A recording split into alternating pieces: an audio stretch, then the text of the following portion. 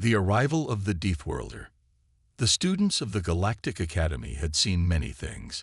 They had witnessed alien species from every corner of the galaxy, each with their own unique traits, abilities, and cultures. But today, something different was happening.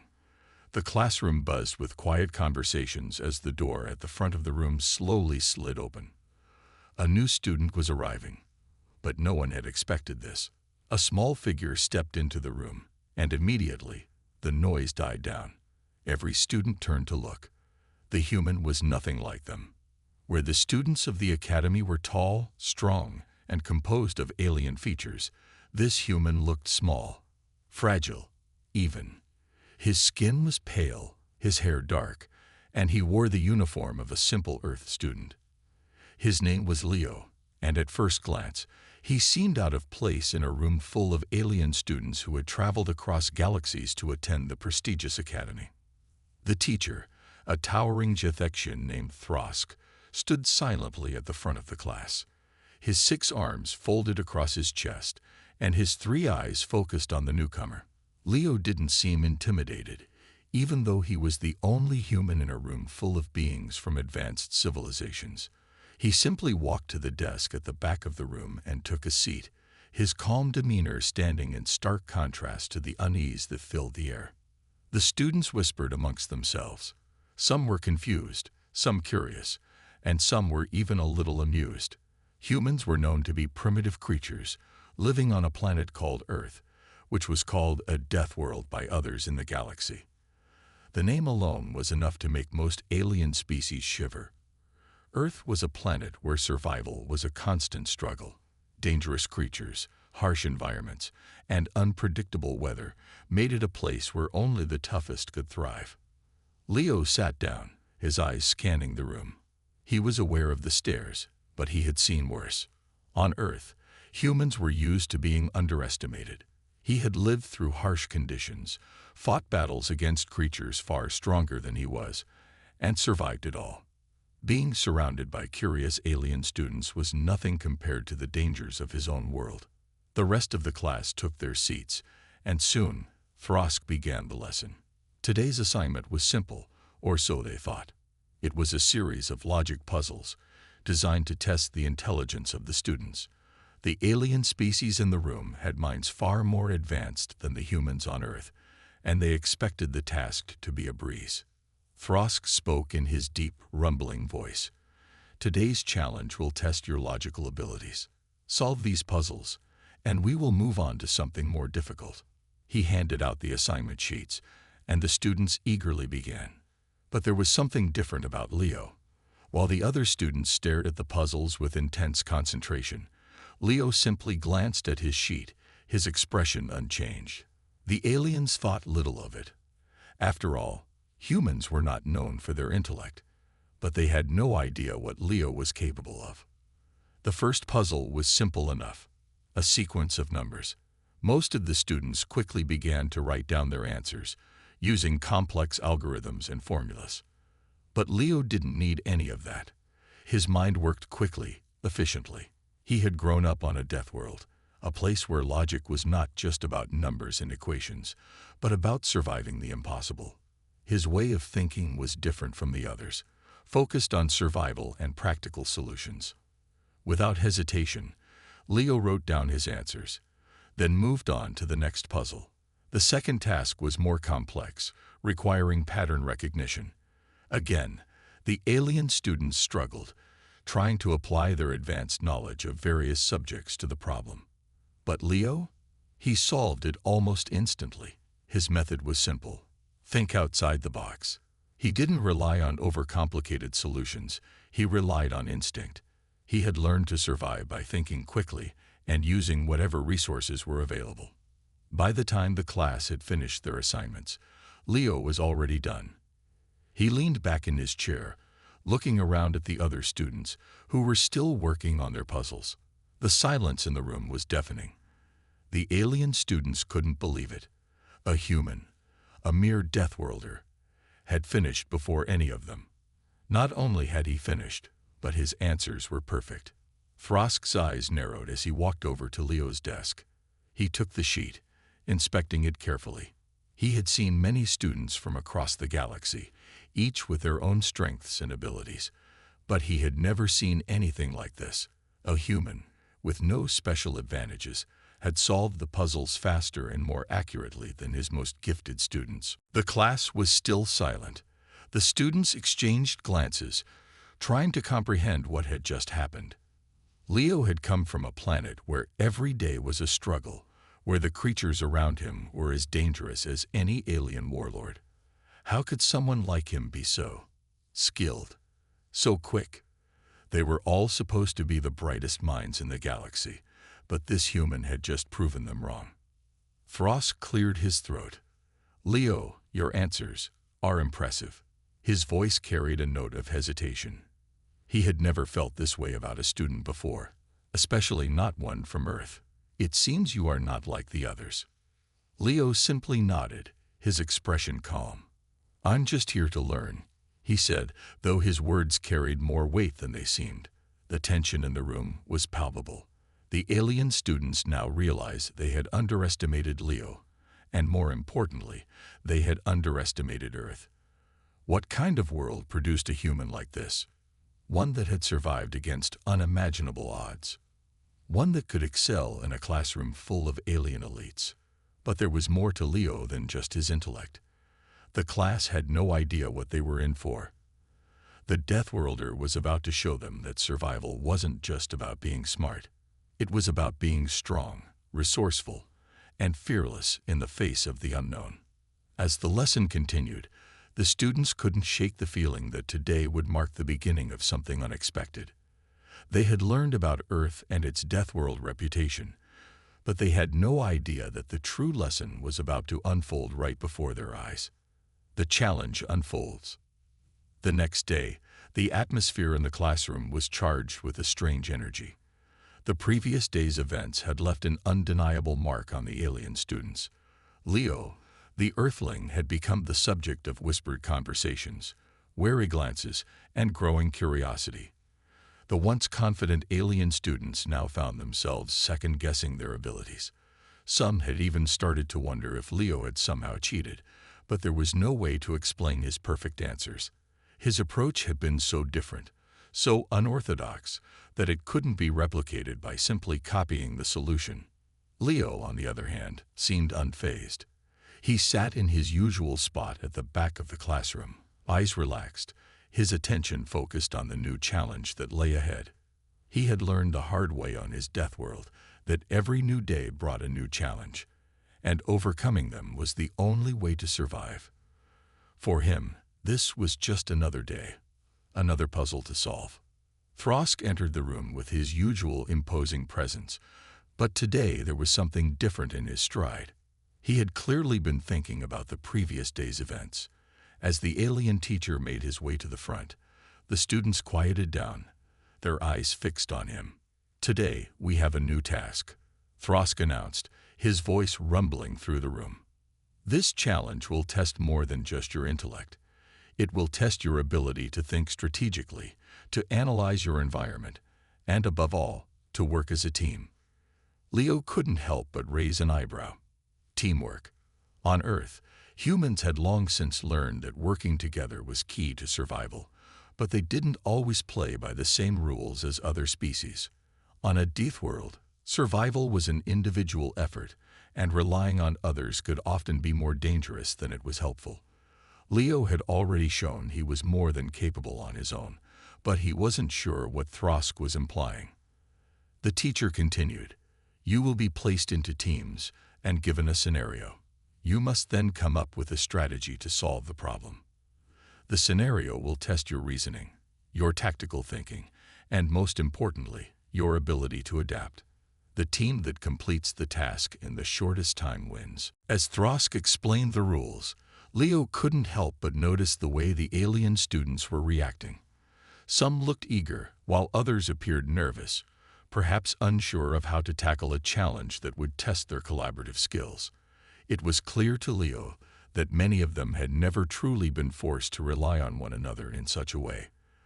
Their species' advanced technology and intellect often made it easier to work alone, solving problems with brute force or complex calculations. But humans? Humans were survivors. Leo knew how to adapt, how to read the room, and manipulate the situation to his advantage. He didn't need technology to win. The teams were randomly assigned, and Leo found himself grouped with a small group of students from various alien species. There was Skor, a six-armed Jethexian, who had been one of the students who had looked at Leo with disdain the previous day. Then there was Yella, a quick-thinking Vokneri, a species known for their sharp minds and keen senses. Lastly, there was Driv, a young Draken with a penchant for overthinking, often getting lost in his own strategies. As the teams gathered, Leo assessed each of his teammates. Skor was skeptical, Yella was calculating, and Driv was already murmuring to himself, likely trying to come up with some overly complicated solution. Leo remained silent, watching as Throsk handed out the scenarios.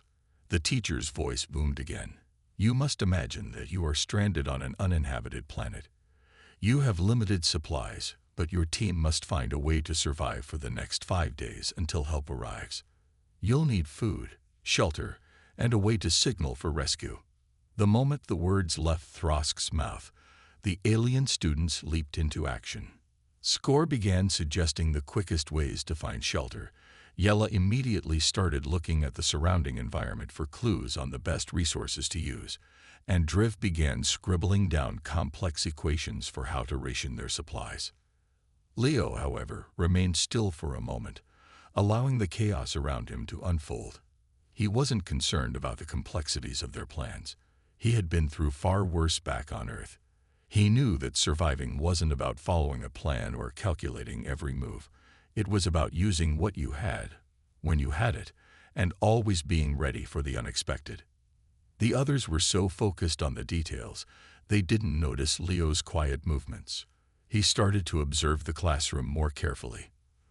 The walls, the floor, the windows, every part of the room could hold a clue. Leo's experience on Earth had taught him to think with his senses, to trust his instincts. While the others debated, Leo stepped to the side and began scoping out a corner of the room that was often ignored. The vent. I'm going to check the air vents, Leo said, breaking the tension in the room. Skor shot him a surprised look. What? That's not part of the plan. Leo ignored him. It's the first thing you need to check when you're trying to survive on a death world. Air and water can be your best allies, or your worst enemies. The group fell silent for a moment. Throsk was watching, but he said nothing. Leo had proven himself once already, and his actions made the aliens realize that there was a different way to approach the problem. Leo's fingers expertly pried open the vent, revealing a small passage. He quickly crawled through it, his body agile despite his small size. When he returned, he pulled out a small device, a signal flare that could send a distress signal from the classroom to the outside. The other students stared at him, their mouths agape. How had he thought of that? They had been so caught up in the details of the survival scenario that they had forgotten the basics. But Leo? He had seen beyond the puzzle. He had used his instincts, his life experience on Earth, to adapt to the situation. Throsk looked at the device in Leo's hand, his 3 eyes narrowing. Well done, Leo. It seems you've solved the challenge in your own way. The class was silent. The alien students had been humbled once again. They had been too focused on theory and not enough on the real world. They had underestimated the Death Worlder once more, but this time, it was clear that Leo was not just another student. He was something different. The unexpected lesson.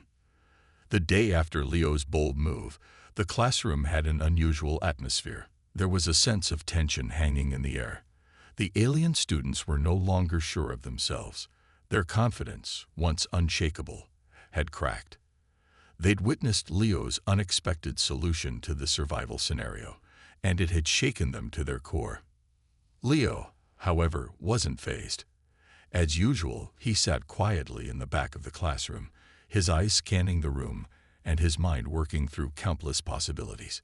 He had learned long ago that in a world like Earth, survival wasn't about playing by the rules. It was about breaking them when necessary. Throsk, the alien teacher, stood at the front of the room, his three eyes scanning the students. His heavy silence was filled with anticipation. This lesson was not just about completing the challenge. It was about understanding the true meaning of survival, of working in the face of overwhelming odds.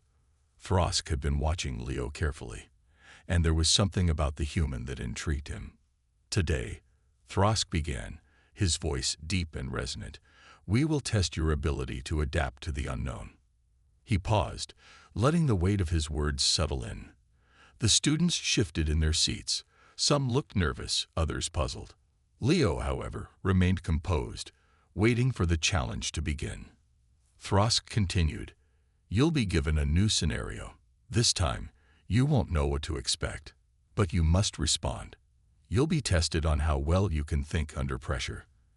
And Leo, Throsk's gaze shifted toward the back of the room, where Leo sat. "You'll be the leader of your team." The rest of the class looked up in shock. Leo, leader?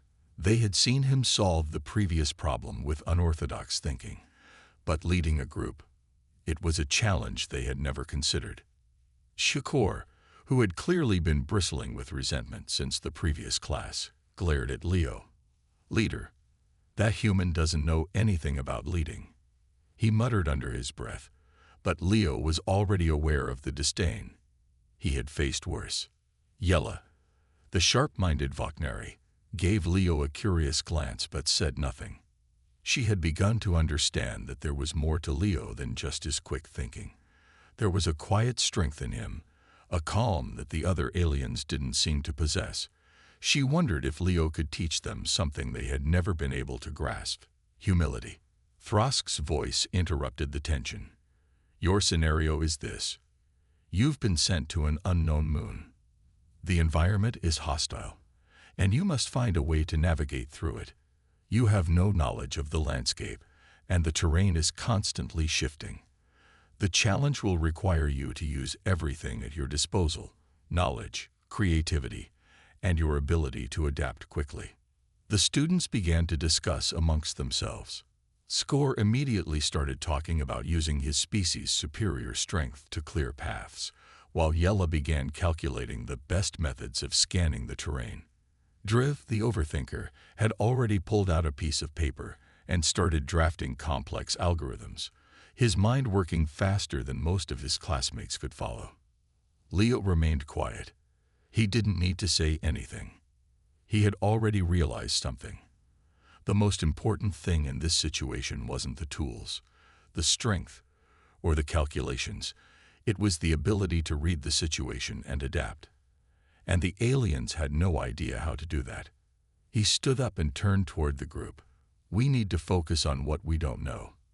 Our first priority should be to gather information. We need to know where the danger is, where it's safe to move, and how to deal with what we don't understand." The alien students stopped talking and turned to him. He could see the skepticism in their eyes, the confusion, the doubt. But he didn't waver. He had learned the importance of observing his surroundings, of taking in every little detail. That's what had helped him survive on Earth, and that's what would help him now.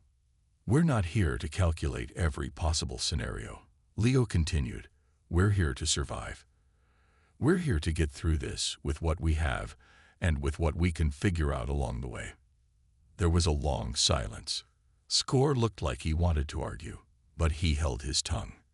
Yella, surprisingly, seemed to be nodding slowly, as if considering Leo's words. Driv, however, was lost in thought, his pen scribbling away as he tried to reconcile his approach with Leo's. Throsk observed the exchange, his expression unreadable. He had known that Leo was different from the other students. This human didn't approach problems the way others did. He didn't rely on superior technology or brute strength. He relied on his instincts and his ability to think on his feet. Finally, Throsk spoke. "You have 30 minutes. Use your time wisely." The students sprang into action, each one trying to figure out their own approach. Leo watched them for a moment, but then he turned and began to scan the room, looking for the subtle signs of danger. The shifting terrain, the faint smells in the air, the vibrations in the walls. It was all part of the puzzle. Skor and Yella were already moving forward with their own plans, but Leo had his own strategy in mind. Instead of rushing to find a solution, he took the time to assess the room. He knew that being hasty was a mistake. He knew that survival wasn't about forcing the world to bend to your will. It was about knowing when to act and when to wait. Skor's team began mapping out the layout of the room. Yella began calculating energy levels, and Driv was lost in his scribbles, working on theoretical equations for energy distribution. They were all working, but they were working without understanding the true nature of the challenge. Leo took a step back and waited for them to make the first mistake. The clock was ticking, and the students were working furiously, their confidence slowly turning to panic. Leo had already seen the cracks forming in their plans. They were so focused on their methods that they hadn't seen the real danger, until it was too late. Skor's team was the first to fall into the trap. The environment had shifted beneath their feet, and suddenly, the floor below them began to crack. A loud rumble filled the room as the ground beneath their feet gave way, sending them scrambling. Their calculated approach had failed because they hadn't considered the unpredictability of the situation. Yella and Driv were quick to respond, but the damage had been done. Their confidence was shattered, their plans in ruins. They turned to Leo, expecting him to have an answer. But Leo wasn't surprised. He had anticipated the mistake. "Sometimes you have to just feel the danger before it happens," Leo said, his voice calm. "That's the key to surviving on a death world." The rest of the class fell silent as they absorbed his words. The lesson had been learned, but not in the way they expected. Leo's instinct, his ability to read the world around him, had been the real answer all along. The test begins. The tension in the air was thick as the students regrouped after the initial chaos. The ground had shifted, cracking open beneath Skor's feet, and the rest of the class had watched in stunned silence as their calculated methods fell apart. Leo's calm demeanor had unsettled them all, and as they collected themselves, the real test began. Throsk, the alien teacher, watched with an inscrutable expression. He had been hoping to see how the students would handle the unexpected. It was a test not just of their intellect, but of their ability to adapt to the unknown. Leo had already passed the first trial with ease, his unorthodox thinking a sharp contrast to the others. Now, Throsk wondered, would Leo's classmates follow his lead, or would they crumble under the pressure?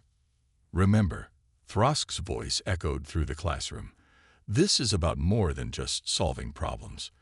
It's about understanding the world around you, reacting in real time to what you cannot predict. Every move counts." The students stood still, their eyes fixed on Throsk. The words lingered in the air as the class began to understand that they weren't just being tested on their brains, but on their survival instincts. Leo knew this. He had grown up with the understanding that the unpredictable was always waiting, and the ability to think on your feet was the key to staying alive. Now, Throsk continued, "You will face a new challenge, one that no algorithm, no matter how advanced, will help you solve. It's your instincts, your senses, that will guide you now." A holographic screen appeared in front of the class, showing a planet's surface, a barren, rocky wasteland. At first glance, it looked like an impossible environment to navigate, yet it was eerily similar to the one they had just simulated. Leo's eyes narrowed. This new test felt different from the first. The terrain was harsh and unforgiving, but there was something about it that seemed off. His mind began to churn as he observed the details, the patterns in the shadows, the subtle shift in the air. Even the temperature seemed off. It wasn't just an environment to survive. It was an environment that was waiting for them to make a mistake. The alien students looked at one another, their minds already racing with calculations. Skor, the brash one, was quick to speak up. "We'll use strength to clear the way, of course. There's no way we can survive in that kind of terrain without our physical advantages." But Leo's mind was already working in a different way. He had learned to never underestimate the unpredictable forces that governed life. Strength was important, yes, but it could not solve everything. He spoke before anyone else could, his voice cutting through the room with quiet confidence. "Strength isn't the key here," Leo said calmly. "We need to understand the terrain, not fight it. There are patterns, even in this wasteland. If we pay attention, we can predict the shifts before they happen. But we have to be quick." Yella, the sharp-eyed Vokneri, glanced at Leo, intrigued but skeptical. "And how exactly do you plan to do that?" she asked. She had grown to respect Leo's insights, but this was a different kind of challenge. Could Leo's instinct truly overcome the technology and strategies that her species relied on? Leo didn't answer right away. He didn't need to. Instead, he began moving toward the projected landscape, his eyes scanning every detail with the focus of someone who had seen far worse. His senses were alert, his mind clear, as he analyzed the environment. To anyone else, it might have seemed like a barren, lifeless planet. But to Leo, it was alive. It was waiting. And he knew that if they weren't careful, the planet would teach them the hard way what it meant to be unprepared. Skor scoffed, rolling his eyes. "You're not even looking at the map, Leo. How do you expect to get anywhere without the data?" Leo's eyes flicked toward the map briefly, but he didn't focus on it. Maps don't always tell the truth. Sometimes you have to feel your way through the unknown. Trust the data when you have it, but trust yourself more when you don't. The students fell silent, still unsure of Leo's methods.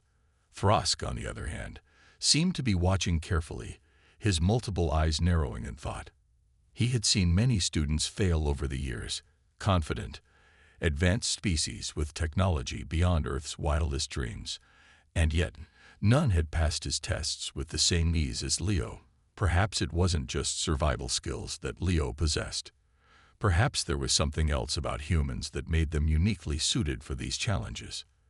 The alien students began to slowly adapt to Leo's way of thinking.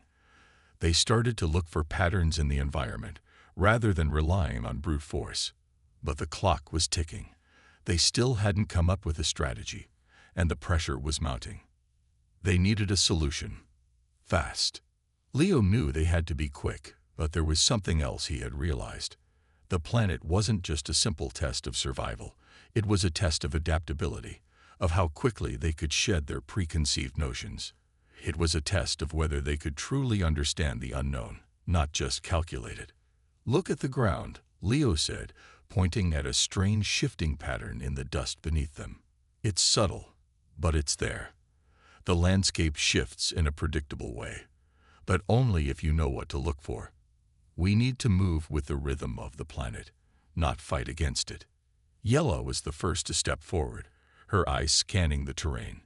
She had always been the logical one, the one who relied on calculations, but now she was beginning to see what Leo had meant. The shifting landscape wasn't random. It was alive, just like Leo had said. Shakor, still reluctant, joined them. "Fine," he muttered. "But if this fails, you'll be responsible, Leo." Leo didn't respond. He didn't need to. He knew that survival wasn't about avoiding failure. It was about learning from it. And they had all just taken their first step toward understanding the lesson that no amount of technology or brute force could ever teach. As the students began to follow Leo's lead, moving carefully with the shifting landscape, Throsk looked on in silence. He had given them a challenge, one that would test their limits, their intelligence, and their ability to adapt. The question now was, would they learn from this trial, or would they continue to underestimate the true power of the Deathworlder? The lesson had only just begun. The alien classroom crumbles. The landscape continued to shift, the very ground beneath their feet trembling as if the planet itself was reacting to their presence. The alien students, once brimming with confidence and pride in their technological superiority, now struggled to adapt to Leo's unorthodox methods. Leo's every move seemed to make sense, even though they could barely comprehend the intricacies of his thinking. Shakor, still seething with frustration, tried again to push the others into using brute force. "We can't just sit here guessing the patterns. We need to clear the path, push through, and force our way to the solution. That's the only way to do this." Leo didn't respond to Score's outburst. His attention was fully on the shifting terrain. He could see the subtle movements beneath the surface, the small cracks forming, the way the ground would buckle before releasing its pressure. The planet wasn't just an obstacle to conquer, it was an entity to be understood. He took a deep breath, grounding himself. It was time to take the next step.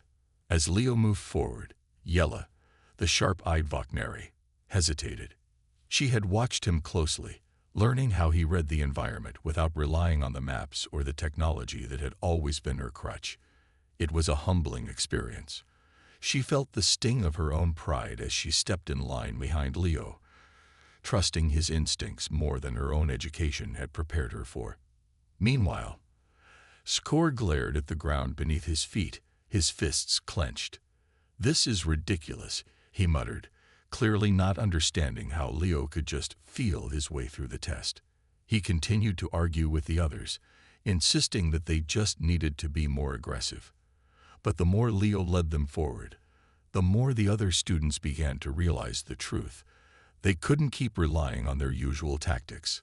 They were on unfamiliar ground, and brute force was nothing more than a liability here. Throsk watched silently from the sidelines, his multiple eyes narrowing. He had seen many students before, but Leo's performance was something entirely different. It wasn't just about the assignment or the test. It was about the deeper lesson hidden beneath the surface. Throsk understood that the Deathworlder's true strength wasn't in his physical prowess, but in his adaptability, his ability to navigate the unknown and unpredictable. As Leo led the group across the alien landscape, the terrain shifted once more, this time violently. The ground cracked wide open beneath their feet, sending a shockwave of panic through the group.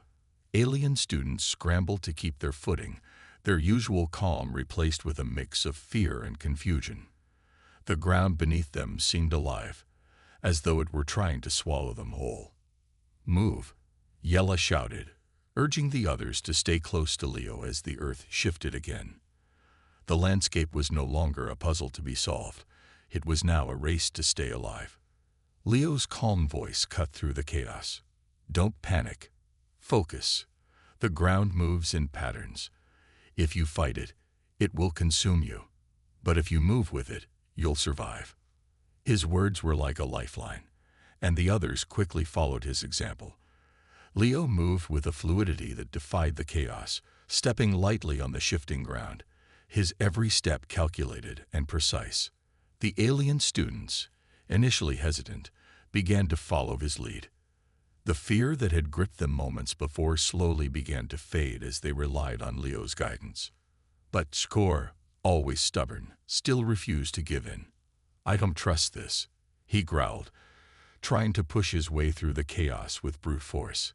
He kicked at the earth, hoping to break free from the shifting ground beneath him. Leo turned to him, his eyes steady. "That's your problem, Score," he said quietly. "You think strength will solve everything. But sometimes it's about knowing when to use it and when to step back." Score scoffed, but the truth in Leo's words was starting to sink in. He had always relied on force, on the power of his species and the technology they wielded. But here, in this alien landscape, his strength wasn't enough. Leo was showing him that sometimes the greatest strength lay in understanding and adapting to the environment around you. The group continued their trek, now moving with greater confidence. Leo led them through the rough terrain, avoiding dangerous crevices and unstable ground with a level of awareness that the alien students couldn't yet match. Every step was calculated, every movement deliberate. It wasn't about speed or strength. It was about understanding the rhythm of the planet. As they reached the next checkpoint, a massive chasm that seemed impassable, the alien students looked to Leo for guidance. Score stood at the edge, peering down into the dark abyss below. He had always relied on his own strength to overcome obstacles, but now he was at a loss. Leo smiled faintly, sensing the turning point. "The path forward isn't always about forcing your way through," he said. "Sometimes You have to find the spaces between the obstacles. With that, Leo crouched down and examined the walls of the chasm, his fingers tracing the faint lines of rock. After a moment, he stood up, his expression calm and sure. There's a way across. We just have to trust it. Shakur, still skeptical, watched as Leo found a narrow ledge on the side of the chasm, barely visible to the others. It was a risky move, but it was the only option. Leo motioned for the others to follow. One by one, the alien students made their way across the narrow ledge, their hearts pounding in their chests as they clung to the rock walls. The test was far from over, but they had learned a crucial lesson. Brute force would not always save them. Sometimes, survival depended on understanding the terrain and trusting the instincts that had been honed through countless battles and challenges. As they made it across, the tension began to lift. Score, for the first time, looked at Leo with something close to respect. It was a silent acknowledgement that Leo's way was working, even if it didn't make sense to him. The alien students were beginning to understand what Leo had known all along. Survival wasn't about strength or technology. It was about adaptability, intuition, and knowing when to trust yourself and when to trust others. And as they moved forward, the planet around them seemed to acknowledge that they were learning the lesson it had to offer. The ground stilled for the first time, as if giving them a moment of peace. But Leo knew this was only the beginning. The real test lay ahead. The true lesson revealed. The group continued to traverse the harsh terrain, but now they moved with a sense of unity and purpose. They no longer struggled against the environment with reckless force. Instead, they followed Leo's lead, adjusting their movements in response to the shifting landscape. It was a drastic change from the chaotic, fearful scramble they had started with. Yet there was still much to learn. As they approached a dense forest of towering trees, the alien students felt the atmosphere shift. The air here was thicker, heavier, with a strange hum in the background that set their nerves on edge. The trees, though magnificent, seemed to move in an eerie rhythm, as if they were alive, watching them. The deeper they went into this unfamiliar forest, the more the landscape seemed to press in on them, challenging their senses and patience. Leo paused at the entrance to the forest, his sharp eyes scanning the surroundings. His every sense was alert, feeling the change in the air, hearing the soft rustling of leaves that hinted at something more than just wind. The alien students, led by Iskor, followed his cautious movements, each unsure of what to expect. "This is it," Leo said, his voice calm but filled with the weight of knowledge. "This is the final challenge." Shakur, still not fully convinced, stepped forward. "We've passed every test so far, Leo. Why does this feel different?" Leo's eyes flicked to the horizon. The sun was setting, casting an orange hue over the forest that seemed to deepen the shadows. "Because this isn't about surviving anymore. It's about understanding what makes this world different from your own." He motioned for them to gather around. "This world is alive in ways you can't understand. Every blade of grass, every leaf on these trees is part of a delicate balance. Your technology and strength have helped you so far, but here you must rely on something else. Your ability to see beyond what is obvious." Yella, the sharp-eyed Vokneri, stepped closer, her curiosity piqued. "So it's not about using our weapons or tools." "Exactly," Leo replied. "In a death world, your strength can become a disadvantage. The world doesn't play by the same rules your technology has taught you." As if to prove his point, the ground suddenly trembled. A massive shadow passed overhead, and the alien students instinctively reached for their weapons. But Leo stopped them with a raised hand. "Stay calm," he urged. "It's not what you think." The massive shadow circled overhead, revealing itself to be a massive creature, unlike anything the students had ever seen. It was a creature of the forest, its long limbs moving gracefully through the treetops, its eyes glowing with an intelligence that seemed far beyond any alien they had encountered.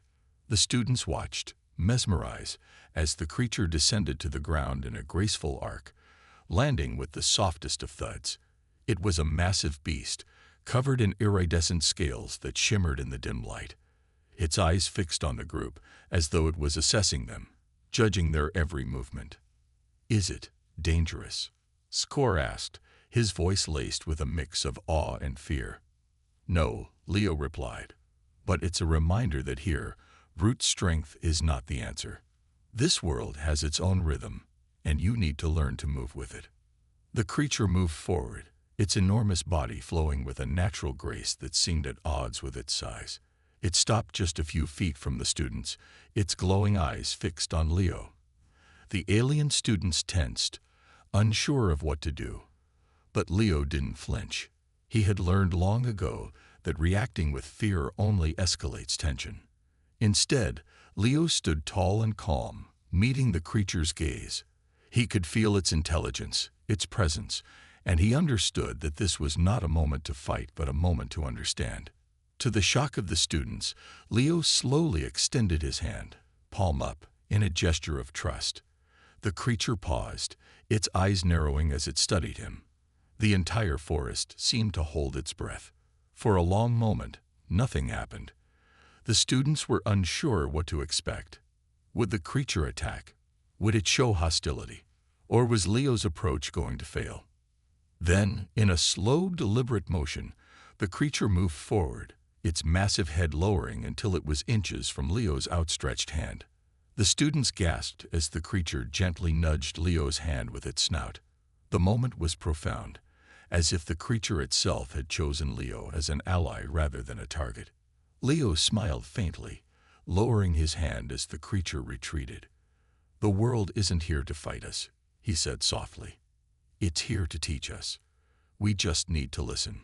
The alien students, stunned by the interaction, stood in silence. They had been expecting danger, but instead, they had been shown a deeper truth. Strength and violence were not the only ways to survive in this world. Sometimes, survival came from understanding the balance between all living things, humans, aliens, and creatures alike.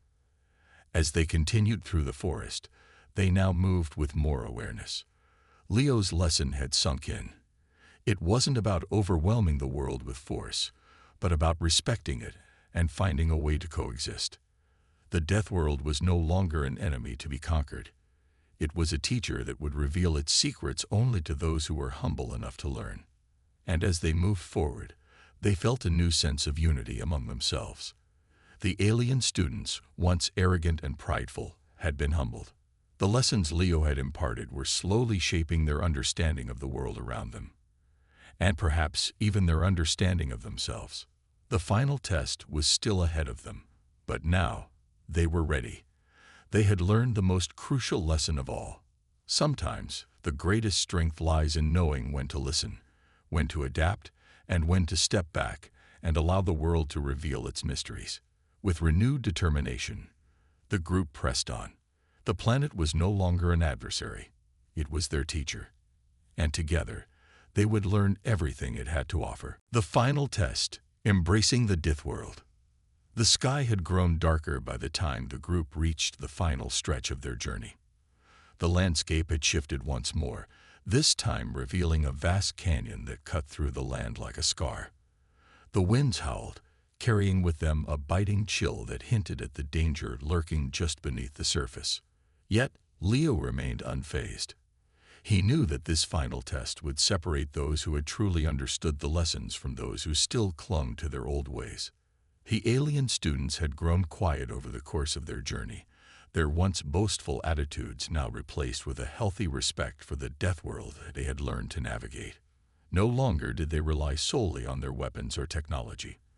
They had learned to move with the rhythm of the world, to respect its power, and to understand that brute force was not always the solution. But this final test would push them to their limits. The canyon loomed ahead, its jagged edges stretching high into the sky. At the far end, a faint glow could be seen, signaling the end of their journey. But getting to that light would not be easy. The canyon was known for its unpredictable weather, shifting terrain, and the predators that roamed its depths. It was a place where only the most prepared could survive. Leo turned to face the group, his expression serious but calm. "This is the final test," he said. "Everything you've learned so far will be put to the test here. You'll need to work together, think on your feet, and most importantly, trust in the lessons this world has taught you." Shkor, the one who had doubted Leo the most at the beginning of their journey, stepped forward.